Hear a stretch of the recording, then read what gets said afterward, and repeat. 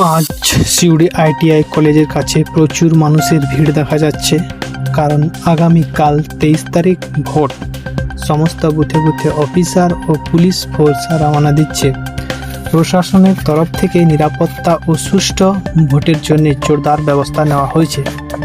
সব মিলিয়ে এলাকায় উৎসবের মতন পরিবেশ, তবে সবাইকে শান্তি ও নিয়ম মেনে ভোট দেওয়ার আবেদন জানানো হচ্ছে। আপনাদের সাথে কথা বলতে বলতে চলে এলাম ভেতরে দেখুন মানুষজনের ভিড়। এই ভিড়ের কারণটা হলো এখানে সমস্ত সার্ভিসম্যান লোকরা এসছে, কারণ সবাইকে দায়িত্ব দেওয়া হবে বুথে বুথে ইভিএম মেশিন নিয়ে যাওয়ার জন্য, প্লাস ভোট সংগ্রহ করার জন্যে সমস্ত লোককে দায়িত্ব দেওয়া হবে। এই জন্যে এখানে প্রচুর ভিড়। এখান থেকে ইভিএম মেশিন দেওয়া হয়, ওই জন্যে এত ভিড় রয়েছে।